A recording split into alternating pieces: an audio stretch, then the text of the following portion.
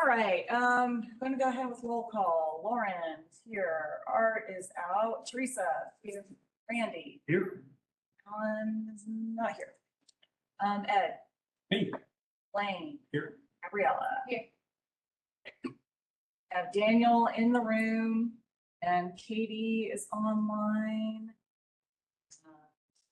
Tina. Okay. Welcome. Do we have any public comment? No. Okay. Can we also just do a quick timestamp at the, how far along in the recording are we? Because I'd like to just cut out everything before this. I can try and pull that up, but it might mess everything up. Then don't worry about it. I'll find it. Yeah, sorry. It's 9:35. Thank you. Thank you. So, all right, perfect. I'm going to go ahead and say we're still waiting on a recording from the March meeting minutes, so we don't have that now. And as far as the agenda today, we are starting a little bit late. We'll talk about T-SPLOS, the plan revision from the workshop that we had back in April. We'll get staff updates, and Daniel, this was not on the agenda before, but he's going to do a funding update. And then Katie has sent along the crash reports from March and April.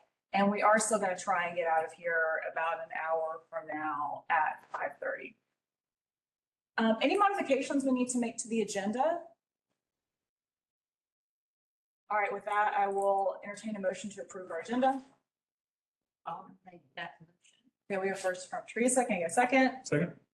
Second from Randy. All those in favor? Aye. Opposed? Moving on, just a couple of housekeeping notes, and Julie is moving or has moved, is in the process of moving, and so she is rolling off of the Athens Emotion Commission. We thank her for her time with us. Some of the highlights I think about her time here are tabling, particularly that marathon day at the Marigold Festival last year. And I know a lot of AIM commissioners showed up to that, but she came up with a great kids activity. And she and Teresa have been doing a lot of tabling since then. And also Julie's partner, Brendan, has been active in the community. And no matter how long you're here, it's great, when you're able to give back to Athens. So, and anytime someone leaves, I'm like, well, you can always come back to Athens. And some people actually do. So I did check online, and I don't see applications for boards, authorities, and commissions have not opened yet. I have a feeling those will open maybe after budget talks are done with the mayor and commission meeting. Those are usually due at the end of July. If you all know of anyone who would like to serve on the Athens Emotion Commission, who loves transportation and has a high tolerance for technical issues, encourage them to apply. This fall's when we're gonna do it. We didn't make it in time. We didn't get the notice in time for the summer. They haven't even posted anything yet, though. Okay, so what that means for us is we'll have, Daniel has informed me that we will not have a new commissioner until the fall. So what that means for us is we will only have 8 commissioners for a while.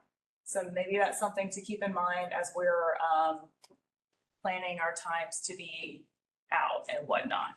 We have to, I guess our quorum is still the same because it's half plus 1. Yes, 5. So 5, so our quorum has stayed the same. So we can't, in order to have a meeting, we have to have 5 people here, even though there's just 8 commissioners. Yeah.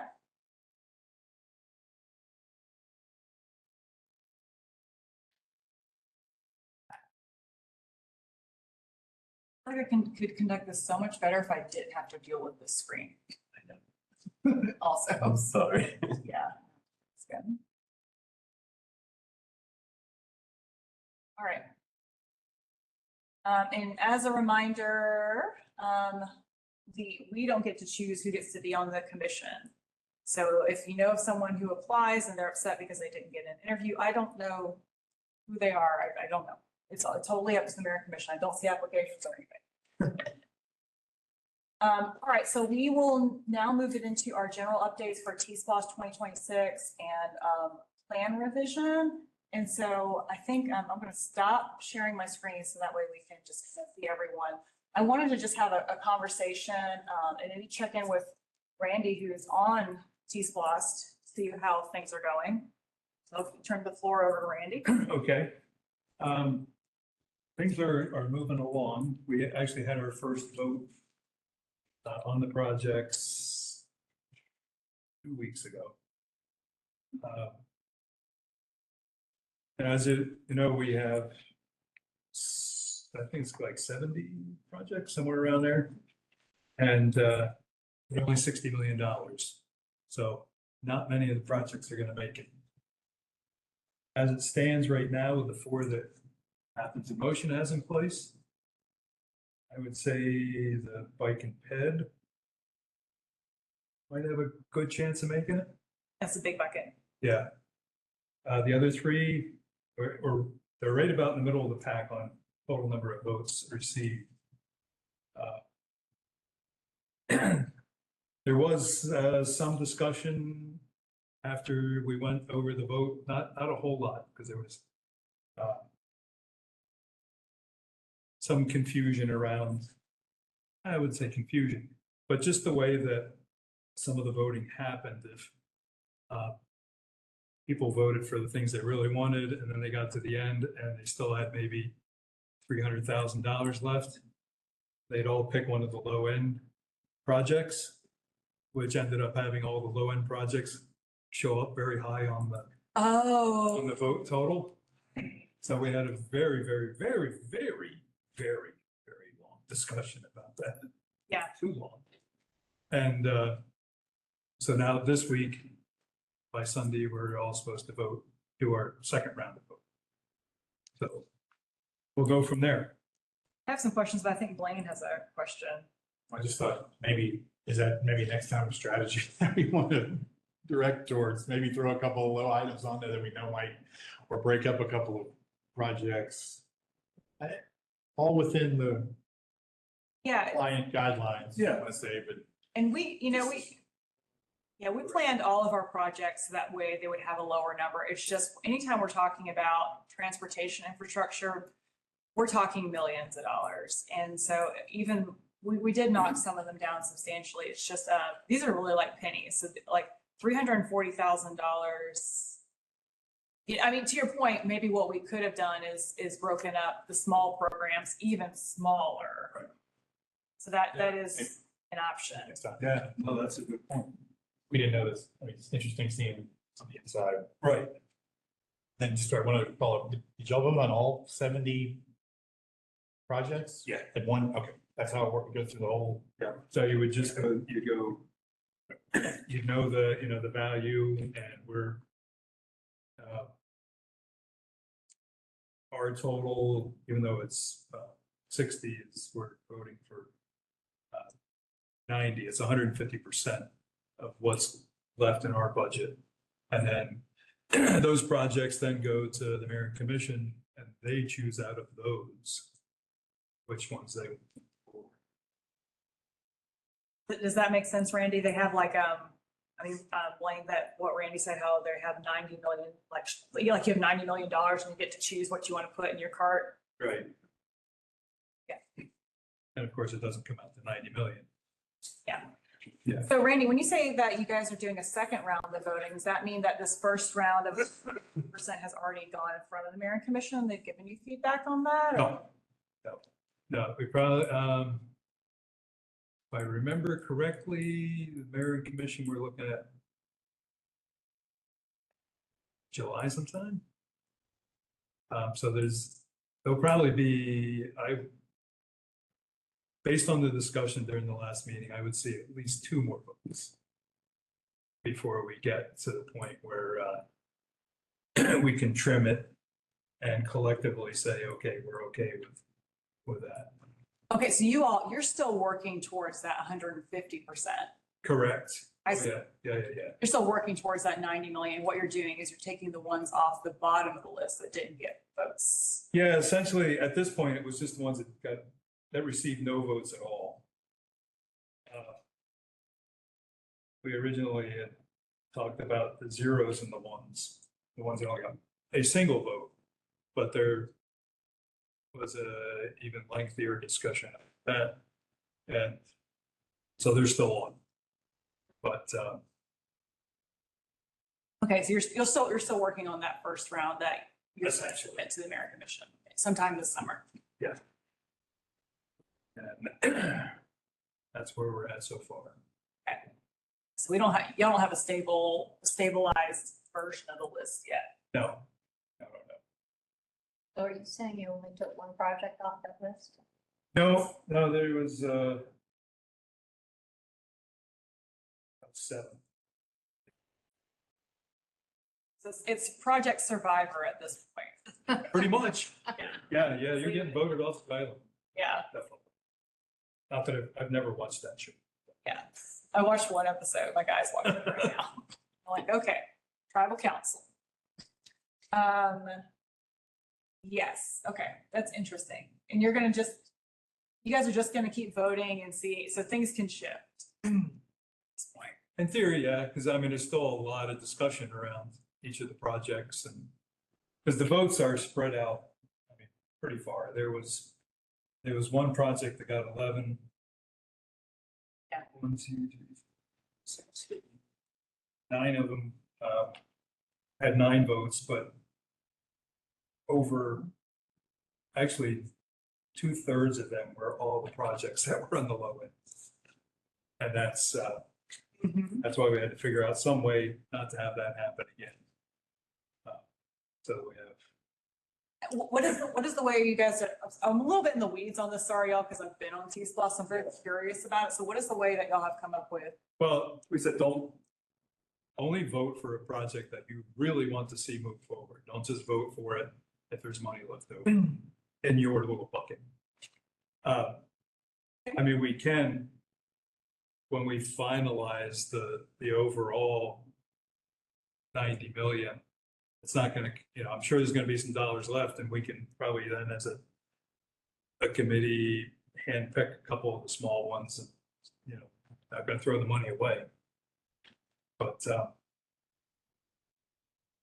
yeah, that's where we're at the moment. It's very early, as far as I'm concerned, very early. So one more question here. For the projects that were not voted off the island, is there a particular version of the project that is still on the island, like either the full version or the alternate, or are they both in play if they haven't been kicked off? At this point, they're both in play. Okay. Yeah. Gotcha. All right. Thank you for that, Sure. Randy. Any questions from anyone online? Right, anything else? Yeah, until the list gets until this version of the list gets finalized, I don't have anything I can report on the frame. As Randy said, it seems like everything is potentially still in play. They're not very ranked highly, with I think the exception is probably the millage project that Commissioners Wright and Hanby submitted, which is just a smaller, more specific version of the one that we submitted. We're more general and just like, well, it could be that segment, it could be the whole thing, it could be any part. So that's the difference there. But that seems likely, given that that has political power behind it, to end up on this T-Splosh. But we're happy to support that. We've done our job. Yeah, and I think your assessment is very good. Okay, well, yeah, keep us posted, Randy. Thank you for your service. Sure. And yeah, I'm happy that you've made it through presentations and yeah, that was the big question. Yeah. All right. Presentations was the easy part. Yeah. Just listen. Let me try to find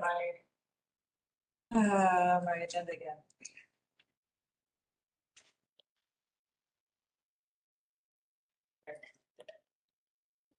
All right, next item on the agenda, plan revision updates. And I know this was in the middle of April and during a big bike event, but that was for spandex cyclists. So, but I do want to thank Teresa, Randy, Alan, Art, and Blaine for attending our 2-day charrette. And so I'm going to turn this over to Daniel to talk about any updates, and maybe I will chime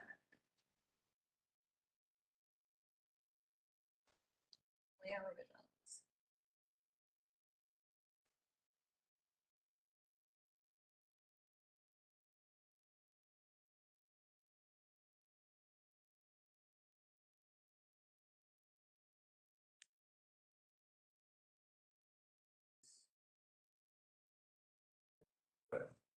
Access to my, Do you want to send something to me that I can share? access to my email. Oh, that's right. I can kind of go off of, very good. Or, Katie, do you have the documents pulled up by chance, or do you have them in your email from, Tool Design Group? Sorry, which document? This is, from the other summary of findings. I can take a look. I don't have it handy. Yeah, honestly, with us wanting to do a shorter thing, I think with the number of issues we've had with technology, maybe we bump this to next meeting. Okay. And We just do it- by then I'll have like the presentation and stuff, but where we're at on it is that, you know, we had our workshop, 2-day workshops. They went really well. The next step is the consultant Tool Design Group has been kind of gathering all the information, you know, the data they got from you guys, compiling it into kind of, here's the findings that we heard. And the thing that we're working on right now is moving forward with the network development, which if you remember, network development is kind of the overall network of where we would like to see bike ped facilities around Athens. And that's our current kind of step that we're working towards. Next phase after that will be the prioritization. We're probably gonna have a little bit of a delay on that, just because within the prioritization criteria that we've discussed, some of the data sets that will feed into that, such as the needs analysis or equity analysis, and a few other things, those are being prepared by our other consultant on the safety action plan. So because we're still waiting on those deliverables, once we have those deliverables finalized, then Tool Design Group can go ahead and start working on their prioritization of the network. So we're basically, it sounds like the best bet right now is to essentially finalize the network development so that we have that final network determined. I will bring that back here to you guys and they will kind of go on hiatus until we have those deliverables so that we don't run down the billable hours. We don't want to waste time when, you know, it'd be a lot better to just let them save those hours for once they have everything they need. Yeah, I believe next step will just be bringing the network to y'all. It sounds like we're going to try to keep it at around the same mileage. It was really helpful that they heard like which types of things could be removed from the network, which things should be added. And then also just there's going to be some clarifying points in there too of like, there are some streets that might be better suited towards having in the bike boulevard section of the plan, or maybe the rural roadway characteristics. You know, we don't necessarily need to have within the Athens in Motion plan that we want to widen, you know, what's a good rural road? Morton Road, is that one that was brought up? So Morton Road could use widening and have the wide paved shoulder. That would give space for people to bike and walk if they needed to out there, if you were out there. But it doesn't necessarily need to be like one of the tiered projects within the Athens in Motion plan. And so kind of using a myriad of factors, you know, we're using the high injury network overlaid with the growth concept map, overlaid with, you know, our existing facilities and the planned facilities that are currently funded.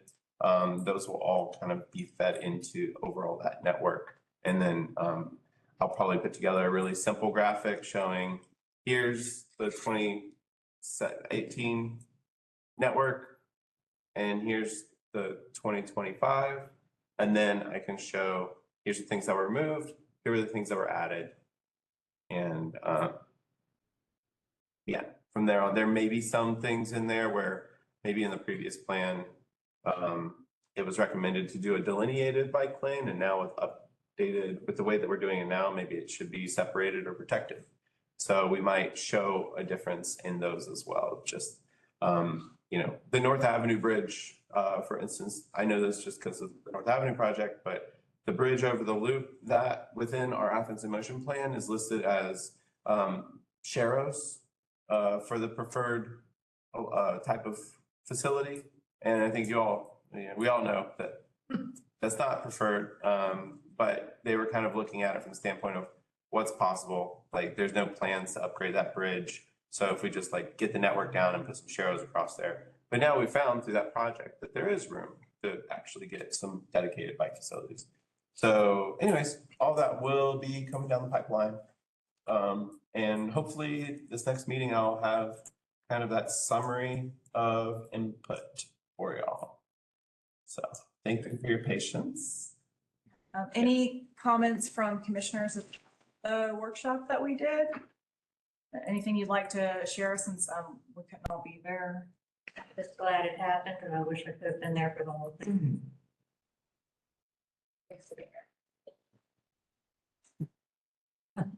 Yeah, I think overall it was just interesting to look at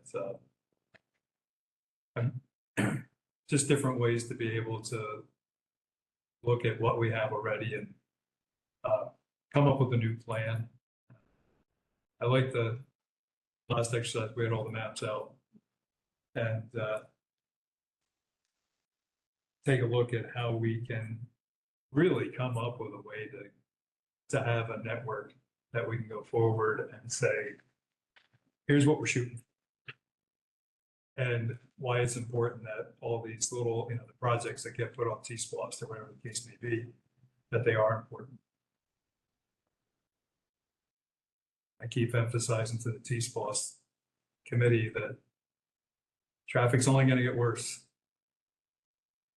A lot worse. You look at the numbers that are being projected for population increase and college increase, enrollment. We have to do something. Can't put in new roads, can't widen the roads we have. Right. Or we can, but those are property impacts. That's money. Don't worry, the other Randy's here to help with transit. Good job. Yes. We've got your back. Oh, I love that voice from the screen saying that. Somebody out there. Blaine, did you have some comments? No, I agree with Randy. Having the visual in front of us and being able to kind of really see the issues up close, I think is really beneficial. And it kind of got us out of our element a little bit here. It's almost like maybe we should do that for any type of large project that we want to implement or review. Like that too. I liked the activity. There was an activity we did where we chose a segment or a project that was important to us, and we followed this template to try and convince everyone else why it was important. And even though there was such and such obstacles here, the trade-off was worth it. And I love that exercise. I wish we could just print that as a tool in the plan itself, and maybe commissioners could use it when they're talking about projects with their other colleagues or something like that. I love a toolkit like that. Well, thank you, Daniel. Thanks for the update on that. And again, thanks for everyone who could attend. And yeah, are we planning any other workshops or anything like that going forward, or pulling in any other stakeholders or elected officials at this point? Are we waiting for Safe Streets for All? So, yeah, as I mentioned, I'll be bringing that network to y'all, and then along with that network and the presentation that we're going to be reviewing, that will go on to a mayor and commission work session. Okay. Katie, I don't know if you know off the top of your head, and it's absolutely fine if you don't, which month? Is it August that we talked about, or is it September? feel like it was September. I don't remember, sorry. Yeah, I think because June budget, July they always take off, and then August is filled up. So September work session, I believe, for mayor and commission to kind of see, like, we're basically going to be summarizing everything we've done, which includes everything that was presented to y'all at the workshops, kind of in a quick fashion. Everything that was gathered from y'all at the workshops, everything that was done to develop the network, and then kind of showing, here's what we have, and here are the changes proposed in that network, and here's the plan for going to engagement. I do believe we want to do a fall engagement with the public. You know, we didn't do a pre-engagement because we felt like it was more valuable to just kind of look through all of the various planning efforts that have already occurred across the government, you know, ranging from leisure services master plan to the growth concept map. And so everything that's been done that really talks about transportation, our consultants went through, pulled out everything that was really talking about active transportation to show, here's how many comments that we received in the last 5 years from all these different planning initiatives that are really, you know, advocating for this, to show the importance of why we're doing it. But then we want to make sure the public does have a voice in how we're doing that. All right, moving along. All right, we are actually on track, I think, yeah. So we'll turn it over to staff for our staff updates, starting with Todd, if you are in the house. Todd, I'm here. I'm here. how are you doing? I'm doing good. I'm doing good. Okay. Congrats on catching the arsonist. Yeah, I know. I was there when they caught him. Really? Wow. We had a meeting scheduled that morning there, and so here I go walking up, and there's 2 police cruisers there, getting the arsonists, arresting them. All right, great. So I was like, "What are they doing way over here at the concession stand?" Nice. You know, they had set another fire, so that's how they got caught. Yeah, that's one thing. Return into the scene of the crime. Yeah, they were. This Yeah, was at the East Clarke Farm. Southeast-Clarke, yeah. yeah. Oh, that's all Reddit. Mm-mm. We'll talk about it later. All right, let me share my screen right quick. Okay, so the first thing is the Firefly Trail 3 expansion. It's been pretty wet, so they've not, I don't believe they've gotten any concrete down this month. They had hoped to get some down this month on that first segment, but they probably definitely will. It's gonna dry out, and they'll start getting concrete on the segment 1, which is Hancock to Rannoch. And then they have started clearing work on the first little part of segment 2, which is Rannoch Road to Moss. So that's ongoing and it's on schedule right now. And let me put this in presentation mode. I always forget, sorry. And of course, when it goes in presentation mode, it switches screens. So I'll just zoom in. The next one is the Greenway Trail at Okeechobee Street. That one, you know, the Georgia Power finished their pole move where they were moving the pole. And they put our fence back up. We still have to put a little more fencing up to keep people from getting on the trail. We've had a couple of cars recently on the trail, so we're about to have to put a couple more bollards up. We caught some cars all the way at the East Campus bridge area the past month or so, or the past month. So Wow. Jesus. so yes, we're gonna put a couple more bollards up at choke points to try to keep cars off the trail. And then, Midlights might be appropriate. Are they accidentally driving on the trail or are no, they're intentionally doing they? it. Okay. Really? Yeah, Intentionally? yeah, it's a shortcut, you know. Best way to get from, from downtown to that lower end down there at the water treatment plants, just to drive to. I don't think they've drove down because they couldn't get through the bridge, the cemetery and stuff. But I'm not really sure where they're going, but they're getting on the trail. I don't know if it's intentional or just they're just exploring to see how far they can go and all. I'm not really sure. As But a Greenway commissioner, do we have an alternative for public floggings or anything like yeah, that? yeah, I know. Well, I mean, we had somebody drive all the way from the College Avenue trailhead to the nature center, and they were sitting there honking and wanting somebody to let them through the gate at the nature center. And so that's the reason there's bollards now, I believe, before on both sides of that bridge that crosses Sandy Creek. Or at least yeah, I'm pretty sure there is on both sides to kind of I think so. stop people from driving. They had a small car, so they were able to drive across the bridge. So anyway, It wasn't me in my Prius C, I promise. yeah.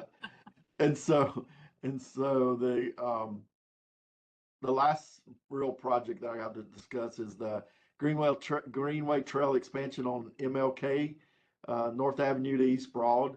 It looks like we're going to have our public information open house in August for that one. We'll Nice. probably have it maybe at the Linden House. Maybe it'll be towards the end of August. But right now we're trying to finalize that date and maybe do it at the Linden House or do it at the planning office, one of the two. So it'll be somewhere in the downtown area. So they'll have their initial concept design for that stretch. Nice. That's the bulk. And some of the art starting to go up on the Greenway Trail. I don't know if you saw the one near the Waffle House area. Yes. Sure did. mural is going up. So, and then the Firefly piece of art that's out there near the quarry should be going up this month or into July. Oh, sweet. Nice. So, all right. Well, Todd, it's Randy. I do have to comment on the new paved section going up to the nature center is awesome. I've Okay. ridden that several times now in the last month or so, and it's really nice. Yeah, it is. I like the big, the big traffic bumps, but you've got really wide areas to cycle around and handicap, somebody in a wheelchair. Yeah. We wanted to have that ADA access around it just so that if you did have a mobility issue, I know it's not a big slope, but for a person that's got mobility issues, any kind of slope is an issue. Certainly. Yeah. And one other question too on the very last segment of the Firefly Trail into Winterville. Any updates there? Or? Derek is still in the process of negotiating those easements. Is all he's told me so far. So Okay. they're still negotiating. So, Like they've been negotiating forever. yeah, they have. It's, All right. Well, thank you. yes. Yeah, I'm sure Derek has a little sign on his office door. It's like in gold now. Negotiating easements, back later. Yeah. Yeah. Todd, the UGA sewer line construction near the cemetery, that work is still Ongoing. Yes. ongoing? And so they're gonna repair all the broken sidewalk and stuff. Yeah. In the future when they come out of it. I'm trying to remember what they said the other day at our SPLOST update, but it's not coming to my head right quick about timeline, but it's ongoing. Thank you. You read my mind about the broken panels. Yeah, that's a lot of concrete they gotta re-pour, so whatever. Oh, well. Yeah. Yeah, when Alex updated us last week, there was we could barely see the light of the train at the other end of the tunnel. Okay. Yeah. Well, again, do appreciate having that asphalt detour. That was, great thinking ahead to keep the trail open. I love it when we can, when we're able to do things like that. Yeah, yeah. So. But that's all I have. Yeah, I don't see anything else. Thank you. Yeah, thanks. Yeah. Thank you, Todd. All right, next on our agenda, transit. I think we have the whole team here. Who wants to kick it off? Hey, this is the other Randy. I apologize. I think last time I was in on the meeting, I promised that I would have a PowerPoint that would one up Todd's, but I wasn't aware that the meeting was happening until someone else poked me about it. I didn't see it on my calendar, so I apologize. I'll give you the quick update. Last I shared with the group, we were wrapping up our transit development plan. It has been approved by the mayor and commission. Basically, the TLDR of that plan is that the public wants more frequent, more direct, more robust transit service. So as we were anticipating that the development plan was likely to pass without much issue, we had been working simultaneously in the background on doing some analysis for making some proposed changes to service to help set us up to implement the development plan or begin implementing it. So we have before the public right now open for public comment, a series of proposed minor route changes that will help with improving service frequency on Broad Street every half hour through most of the day. We currently deliver every half hour service on Barnett Shoals and Cedar Shoals. We currently deliver half hour service on Baxter and Hawthorne as well. So we are aggressively moving toward implementing that vision, and public comment closes on June 16th. There will be a round of public engagement, in-person public engagement sessions, June 2nd through June 6th. At a variety of places. All of this information can be found on our website, accgov.com/transit. And we've got a nice little GIS story map that spells it all out with cute little maps. And congrats to my planning team for putting up with me. Other than that, that's about all I've got for you. It's summer, which means for us, our on-time performance rate goes up. There's a little bit less traffic in town.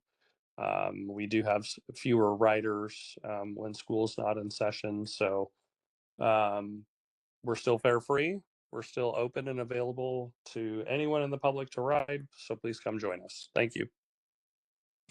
Thank you, Randy. Yeah. Yeah, and that's, it's great. The more frequent service, I know is what a lot of people want. Yeah, are you guys, the buses that the funding for buses, has that been affected by any federal cuts yet? Has any of that come down the pike? At this point in time, no, it hasn't. And, we have weekly updates with GDOT as we're a subrecipient of GDOT funds. Basically, the federal dollars go to GDOT, then GDOT gives us the money to operate service. Right. So GDOT is eagerly awaiting to hear more. At this point in time, no. You know, we are continuing to explore any and all other revenue options for our service as well. Thank you. You're welcome. Thanks, Lauren. All right, so we will begin with the bike ped and Vision Zero coordinator updates. Daniel's had to step out. So Katie, do you want to go ahead and move into crash reports? Do you want me to pull this up, the reports that you sent up on my screen, or do you want to share? Sure. Yeah, we can try to go through them quickly. I was just adding a few more, looking at some of those reports for last month. Yeah. Are you pulling them up, or you want me to pull them up? Yes, I'll do it. Okay. If I can find them.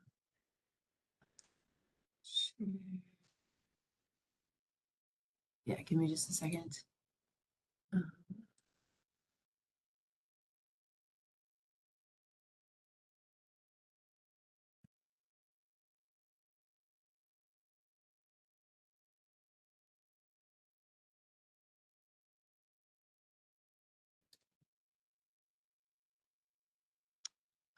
Okay. Yeah, I guess we'll start with March.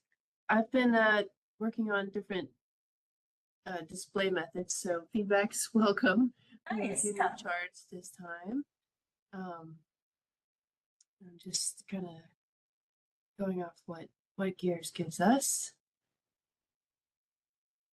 So yeah, some of the major numbers.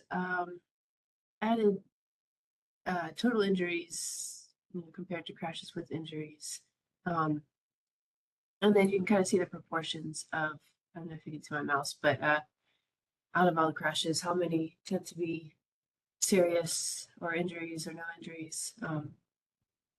And then just to kind of make the point, we usually have disproportionately serious injury and fatal crashes that involve bikes and pedestrians, especially pedestrians. So in this case, it's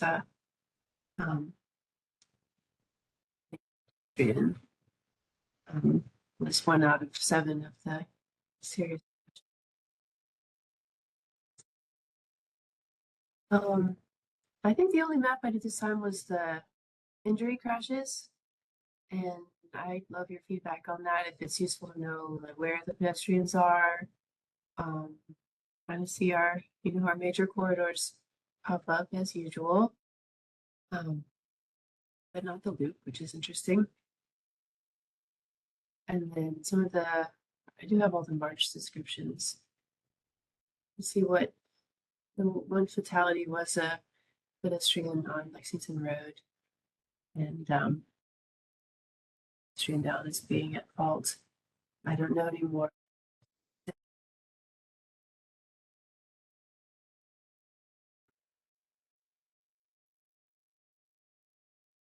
It's like we always have a motorcycle incident. A scooter on Walker incident. Injuries. Right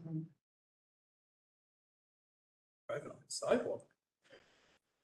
Yeah, with the yes. Wow. It's interesting that got reported. I feel like there's a lot of those that don't get reported. Yeah, I think that seems like I think that it sounded like the pedestrian was pretty upset that the scooter person was on the sidewalk and had bumped them. So they reported it, but I think they declined to press charges. I don't think the person didn't stop. So.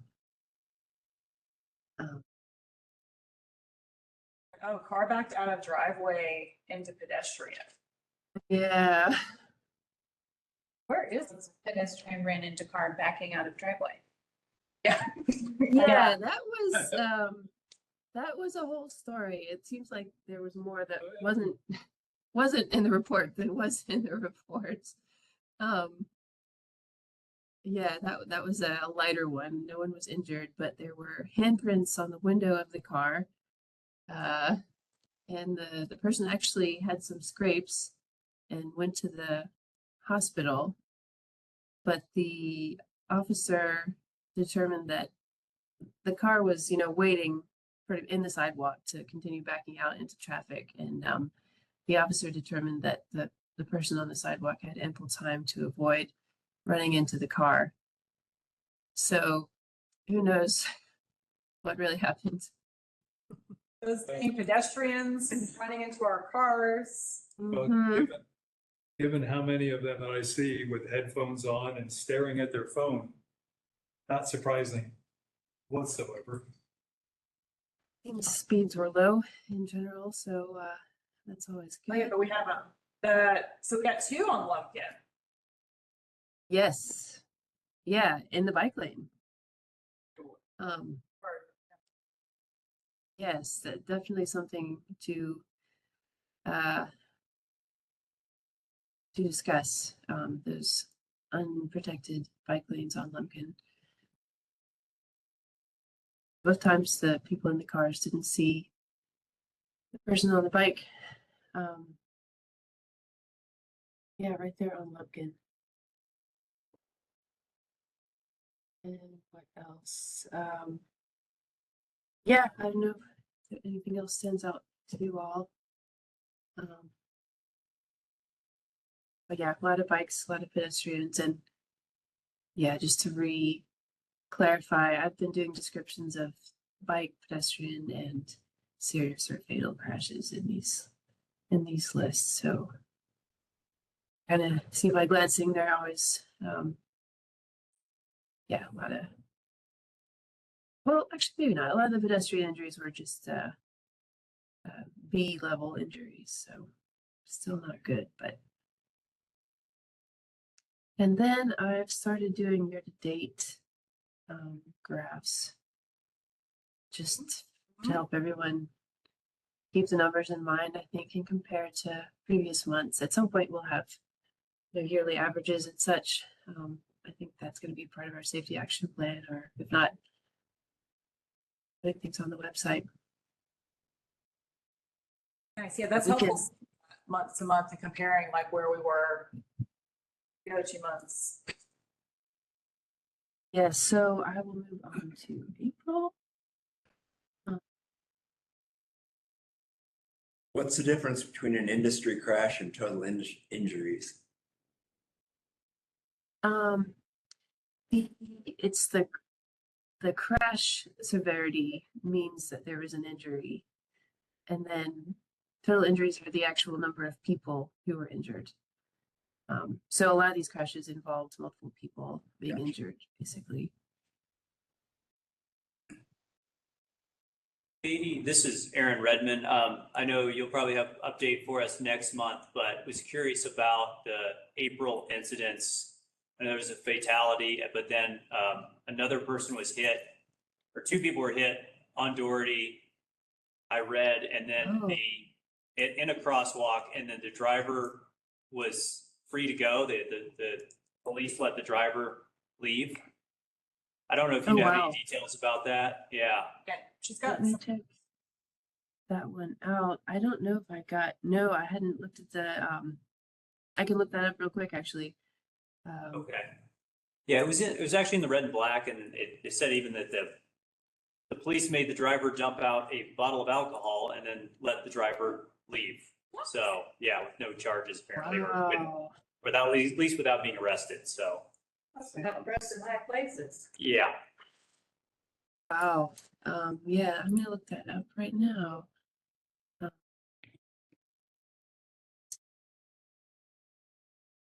Here on that. I could read out the report to you at this point. You can't see the screen, can you?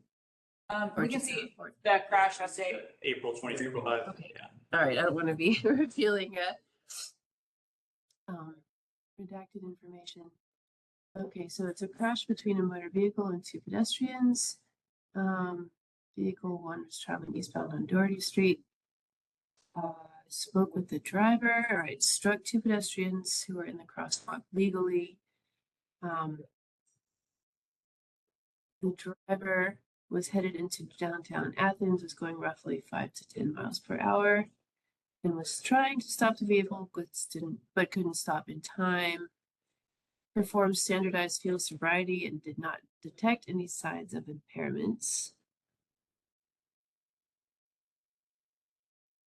One person walking was struck, said the person only had elbow pain, and another person was taken to the hospital with hip and pain.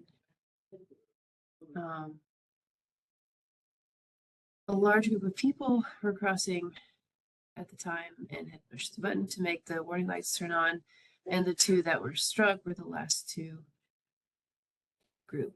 And the driver was written 2 citations for pedestrian right of way and crosswalk. So, yeah, there's nothing about alcohol. That's interesting.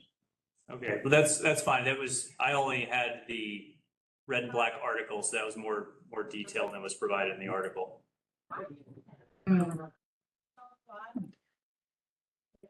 Yeah. Yeah, that's yeah, I wonder, doesn't say investigation is ongoing. Sometimes more information comes out, but yeah, I mean that's at least just Regarding the accident that happened on Gainesville Road at Lexington on April 25th, was that, I think that one was also in a crosswalk? yes, I was about to say the same thing, and they pushed the button to turn the lights on. Yeah, very sad, and it killed 2 people.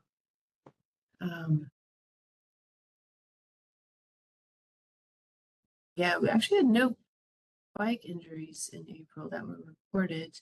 The usual, but a lot of pedestrian. Yeah, I haven't pulled these up yet, but yeah, basically someone, yeah, 2 people were crossing that crosswalk there and had turned on the lights and started walking, and yeah, and a person hit them both, and one of them died at the scene, and first released from the hospital with a broken leg, but then died of a possible blood clot the same day. And so that driver was cited for homicide by vehicle.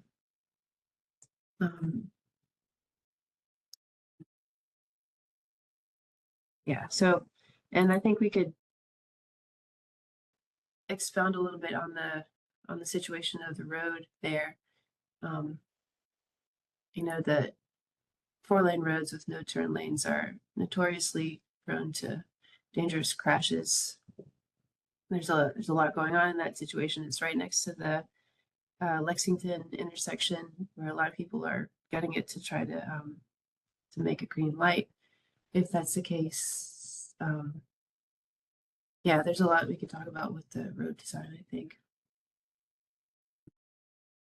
Yeah, in general, 2x2 lane roads are no longer advised. Was this at the intersection itself, or was it at the crossroad down by McDonald's. McDonald's? That's right. Yeah, the crosswalk.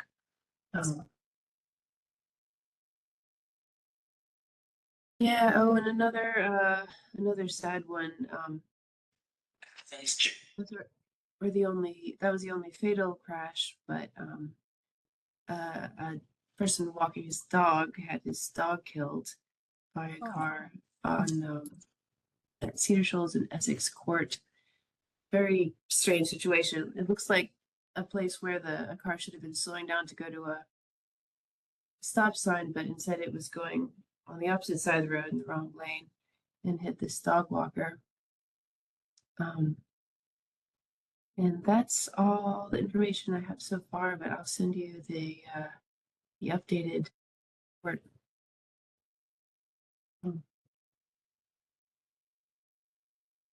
Yeah, so we'll have some plans with our Safe Streets for All action plan, right?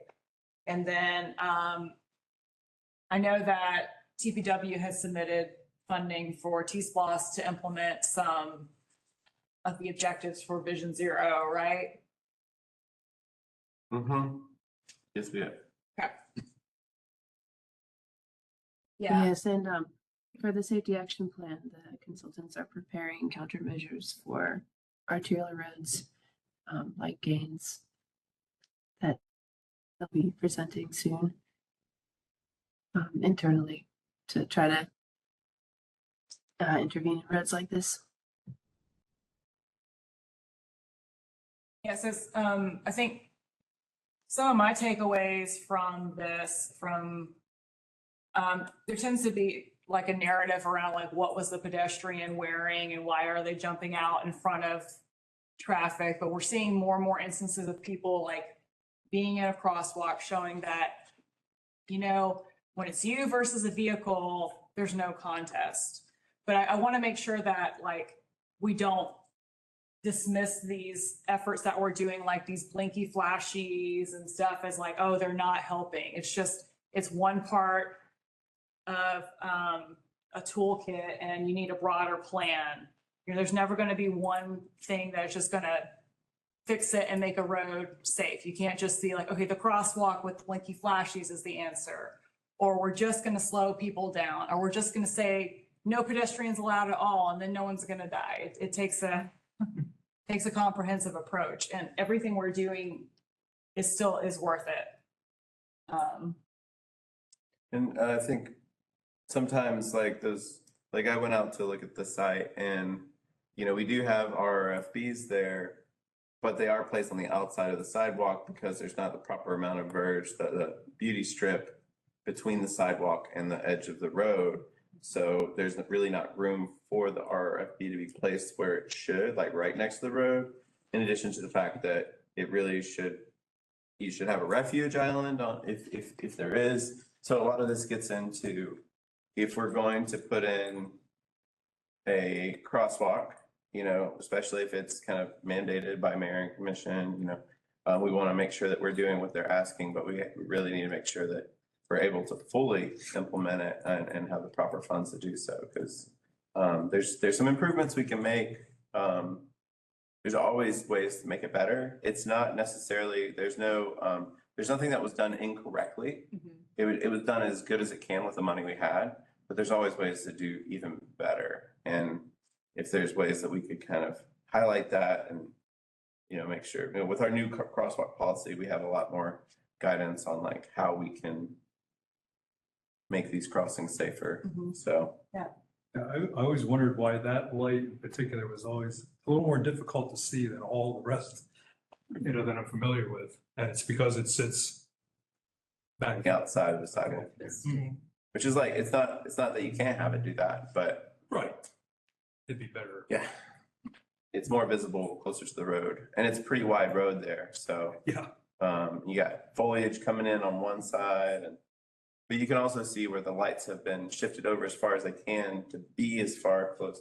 So like the traffic engineers, you know, division has tried to make it as visible as it can with the space they were given. And that particular stretch too, you're hard pressed to take your eyes off of straight ahead of you because there's people. I mean, McDonald's, the strip mall there. I mean, it's traffic. That's gas station they put in, which is the worst thing they could have done. That's just so much, and that maybe 100 yards, constant traffic onto the road. You wonder what speed people are at when they're hitting this point. Oh, yeah. Either direction from Lexington Road or coming from East Athens. Yeah, they're flying. They're flying. I've said before, and usually falls on deaf ears. I've talked to my commissioner recently about it too. I've sent, you know, emails to the police, but occasional enforcement would be amazing. You know, we've got police to slow down speeders. We've got DUI checkpoints. If occasionally they would station a police officer at a high usage crosswalk, they could send a strong message and actually issue citations for people who go through crosswalks with pedestrians in them. Yeah. Thank you, Katie. Again, appreciate that we're keeping up with this and finding ways to keep making this visible and not burying it under the rug. Thanks. Daniel, I don't know if we really want to go into the funding stuff. No. I mean, I can just give an update of the amount. Yeah, can you do that real quick and we can go to committee updates and I told them we would. Yes. If you want to go ahead and do the committee updates, I'll have it pull up. All right, while Daniel's pulling up some updates about funding, any committee updates? Just very quickly on the Lexington Highway corridor, there hasn't been a meeting in a while, but Derek is sending out updates that he's stating that he had a good meeting with the airport director to best align the bike ped path from Firefly Trail down to Lexington Road. And then he says that'll give a good position for his survey team to work with. They're progressing with right-of-way acquisitions on the south side sidewalk project. Nice, yeah. And really, that's the important stuff. Thank you. Other committees, T-Splosh 2023, anything? Nothing special from.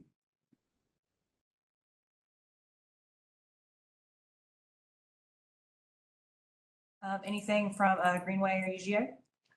Nothing to report. I'll tell you, we're out of the bike share business right now. Or the spin, our vendor has pulled out of the university. Low ridership. And it wasn't I think it wasn't profitable for them at this time. We gotta build better infrastructure. Yeah, we were subsidizing it a little bit also. Towards less. And that wasn't the same ride share from before, right? Because there was a different bike company. That was a different one before. The one before we got rid of, Oh, really? we didn't want them before, but this one, I mean, I guess we wanted them. They had kind of initiated this. Third time's the charm. There you go. Oh, man. Weren't they like $2 or something for the first quarter mile? Yeah, it's a little expensive. I tried it myself. Yeah, it was. We- There was the geofencing too, I think complicated things. Yep. And I mean, it's pedal assist and it's a large hilly campus. Yeah, I mean, the bikes themselves were great. I was like, it was zooming all over. Somebody's used to a regular pedal bike. It was amazing. But yeah, it was a little expensive. I think some other campuses where it's working well have a kind of a hybrid program between bikes and the e-scooters. Yeah. We're seeing e-scooters all over anyway, but we're not kind of prepared to go that route. Sure. Okay. It was worth it to try it. It's always worth it to try it. Yeah. Do you know if they're gonna seek continuing another bike share, the new RFP? I do not know right now. I know this was initiated by the student government. They just flipped over the new student government, so I'm not sure what the agenda is there. But I let Daniel know the other day when I found out. I reached out to Daniel. So if I find anything out, I'll let you know. I continue to push for some other alternative transportation, just because we don't have enough parking and the buses are crammed. So. Yeah, right. I've also heard that the dorms are no longer allowing people to charge scooters inside the dorm. So do you think that that'll have an impact on the ability of people to get around campus with micromobility, even if it's their own personal? We'll see. To be seen. They're also going to supposedly issue citations if you're on sidewalks and things like that. You're supposed to get off where there's pedestrian access and walk it, some things like that. Oh, I don't see that happening. That's supposed to be starting in the fall, and that's the police department, university police that would be enforcing that. Yeah, I've also had a lot of people talk to me about like, well, scooters are really supposed to be on the sidewalks, and it's like, actually, they're not. It's micromobility. They're supposed to be in the roadway. And so there's just a lot of unknowns out there, like a lot of misinformation or assumptions maybe. Yeah. I think the charging is a bit of a safety issue, with some of those lithium ion, battery, like that, yeah. Yeah, I absolutely understand why. It also just, what do you do if you have one and you're living on campus? How do you charge it? They have the same standard for e-bike batteries? I think it would be, although I don't think we're seeing a lot of that issue, certainly compared to the It's scooters. easier to toss your e-bike battery in your backpack than it is to walk your scooter down the hallway. Right. But it's not as easily. A quick question before we move on and we close our meeting, is there an effort to like update signage on campus to help students understand the difference between, say, like a multi-use path where they could take their scooter versus, oh, this is a sidewalk and we really don't want to mix the two? I have not heard of that yet. Good idea. That's probably why the student sees like a wide swath of concrete and they're like, well. And those are multi-use paths, right? Sorry? Those are multi-use paths and, wait, they're not? Well, I think we have some on campus. I think, but most of them are defined sidewalks. Huh. Yeah, on Google Maps, a lot of the paths that crisscross campus are listed as bikes. You can take bikes on them, which means you could take scooters on them. I'm thinking of areas like on North Campus where you can take service vehicles or delivery vehicles, that's, what does that count as, Yeah. It's a great question, yeah. Yeah, so that's probably why. It's just that the students, they don't know. And I wouldn't know either, Even off campus, aren't there differing rules for sidewalk use with bikes and whatnot, depending upon what part of town you're in? Yeah, technically, it's illegal to ride a bike on the sidewalk. You know what a sidewalk is when it's next to a road, but a multi-use path looks just like a sidewalk, but wider. And there's a lot of wide sidewalks on campus because of the volume of students during class change. Well, and I was not talking campus, okay? I'm saying, I know that like downtown, and maybe this has changed since I was last informed, but downtown had more stringent constraints on sidewalk use than say 5 Points does. Yes. Yeah. Yeah, downtown, like no skateboards, no roller skates. Right. Those are passed back in the 80s probably when that was a lot more common. But technically, yeah, the pedestrians only on the sidewalks in downtown, and it's more enforced, I believe. Right, yeah. Well, and my point in bringing that up was even off campus, knowing what the rules are it's super easy. Yeah. Especially if they're not consistent between the town and the campus. Which, yeah, we have inconsistency, sure. So I think about someplace like in front of the Miller Learning Center, which used to be a road, right, between the Tates, is like a multi-use path, or is that? Still delivery, there's still service vehicles. Yeah. There's dumpsters back there that they have to access. There's Yeah. certainly. Wide, yeah. Wide. Behind law school, areas like Yeah, that. that whole stretch, yeah. Yeah, no, it's valid. It's a good point. I'll definitely bring up, this kind of came about, I'm not sure who had input from where. It sounds like it came more from the police department angle, or maybe they were just put on it. But yeah, what's the, can they tell, can a normal officer tell the difference between a sidewalk and a multi-use path? Just. Yeah. We can't, and I'm sure, we want to have like minimize interactions between students and police, and it's a safety kind of thing, but maybe some more signage could help, or in key places or something like that where distinction is definitely not obvious. Yeah. I also don't want to kind of flood that area because they know they can ride on that area only, or. Keep us posted on, I'm just curious how that works out in the fall and everything. Certainly, like we would rather have students be on scooters than a huge vehicle on campus, right? We don't want them dying either. Yeah. Well, not all. Oh, come on now. We're a little bit over. I'm going to have Danielle briefly say something about funding, and then we'll close. Yeah, so we put in another order for 20 bike racks this morning. So we still have another $5,181 to spend. I believe, I think Scott came to me and asked about an idea to get more counters out on the roadways. So I did a little digging and got some quotes. There's a company called Eco Counter that specializes in bike and pedestrian counting. We have a few different options. Ultimately, there's kind of the counter that gets installed that detects the people and the bikes. And then there's the display unit that we could potentially get. I don't think we could get it this time. There's too much of a lead time on Eco Counter's end. They may be able to expedite it in a way if there's like no customizations whatsoever. But essentially, if you've ever been to like the Greenville Swamp Rabbit Trail, there's like a sign and it says, number of bikes today and number of bikes this year, number of pedestrians today, number of pedestrians this year. So it's kind of like a display. Right there is like a Eco Display Classic. That's kind of the high end, most expensive version.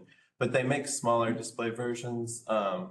And so you can see this one was customized to be the Greenville Swamp Rabbit Trail colors and all that. So that's the thing. There's about a 2-month lead time on the display portion.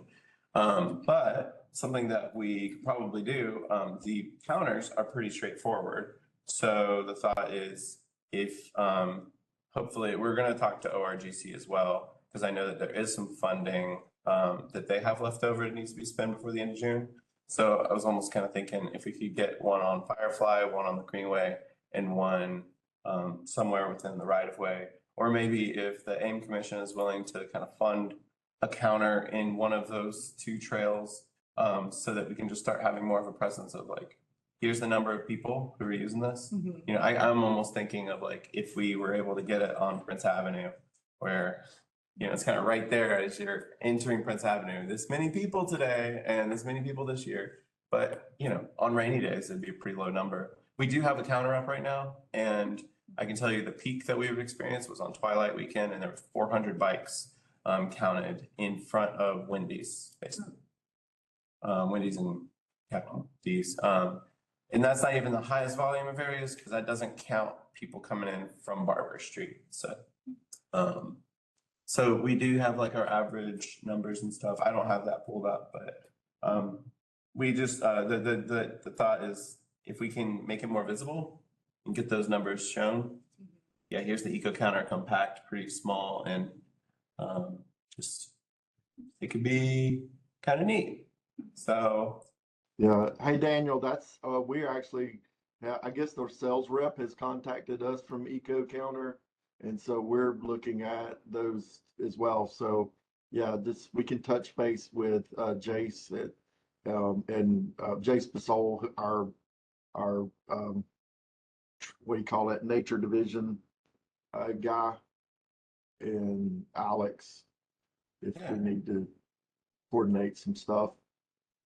I'll forward you the email I got from Kara last week. Okay, yeah, it was last Wednesday when they were having a discussion about getting some more counters. But I think funny. these are. This is on Friday. Yeah, I think those are like Bluetooth or cellular or something. So it's a little, we're not having to go pull the counters or actually attach something to it to download the data. And that was something we were looking at. Yeah, these are these have the cellular data. There's a subscription cost and stuff, but it's not that bad. And if it's serving multiple departments, then we could find ways to do that. So. Yeah. Cool. Teresa? I have a question, not related to this, but since we're at the end of the meeting, have we truly lost the $25 million grant for North Avenue? There's 3 options on the agenda, maybe 4 options, I guess, for next voting session. And I could get the number and letters wrong, so I'm just gonna say, I'm not gonna say what they're labeled. One option is to get the money back and cancel the grant. The other option is to work with FHWA to get it kind of redesignated as a planning grant, which would then give us, I think it's between 3 or 4 million for planning. That's what the design cost was gonna be. And we give back the rest of the 20 million. And then we could try to keep moving forward. So for clarity, there was the vote in November, and there was kind of two actions that happened simultaneously. One was we took the commission to find option and immediately began the next stages of design so that we wouldn't lose any time. The other was we also began the feasibility study to determine whether we would be able to finish it on time and whether it would actually fit within the vision of the grant. That was kind of one of the other things. So we ultimately, the feasibility study showed that it was not feasible to complete in time, and there are elements that I believe the study said that there were elements that were not deemed like basically the reason the scheduling comes down is because within the NEPA process, it's required that you do public engagement. So it was determined that we needed to go back out to public engagement with the commission to find option. There's also, we were classified as a CE, which I think is I can't remember what all the letters are. They use more acronyms than even I know. But we were essentially we were like in the accelerated process because it was relatively low hanging fruit. It was like, hey, here's the grant. Like GDOT was pushing it through to expedite the reviews and stuff. With the increase in contention surrounding this, it would have to be transferred. We were told that it would need to be categorized as a different type that has a 2 to 3 year longer process. Ultimately, so we did get started immediately with design. We have like a 30 to 40% plans that have been designed that are just kind of now on hold until we have direction. There was the desire, or there was the push last year, the last 4 years really, since we've gotten the funding, since 2023, I believe, when we realized we were going to be pressed for time. We have been working with the senators and trying to get an extension for the fiscal year 2022 grant recipients for RAISE. We contacted a bunch of cities. There was pretty good, amount of people supporting it. Ultimately, with the administration change and it's not impossible that Congress would pass a law that extends the grant, but it's also very unlikely. We've been told from everyone in Washington that it's very unlikely that that extension would happen. So, but all that to say, it's not option 3, but the third one that I'm mentioning here, there's the first 2, and then there's us just continuing forward, hoping that that extension does happen. And if we get to the obligation date, which is September of 2026, I think September 20th, and we have not fulfilled what obligation is, we are then obligated to pay back all the money that had been given, not just spent, but reimbursed. So, and then the last option was to try to make something happen, and essentially doing almost like Prince Avenue style road diet, where if we keep the existing curve and we don't impact any right of way, then there's a chance that because the right of way impact that the planned thing kind of added 2 to 3 years, I think, of right of way acquisition. So if we don't have any right of way whatsoever, then there's like a 50-50 chance that assuming everything else goes perfect. So staff's recommendation. 0 probability. Yes. No, seeing as nothing has gone smoothly on this entire project for the last 4 or 5 years. So anyways, I believe staff's recommendation is convert it into a planning grant. And that's the shortest way that I can tell that whole. Thank you for that. And Aaron Commissioner vote on that in June. Next Tuesday. Okay. June 3rd. All right, I'm gonna, unless there's anything else, I'll go ahead and entertain a motion to adjourn. You got a leisure services update? We did. Cool. Todd? Yeah. You can knock it in. I was just making sure. I might have stepped out of the room. Yes. Okay. I was like, see, I always remember those. Okay, first, second. All right, all those in favor? Aye. Thank you. Thank you, everyone online. Bye-bye.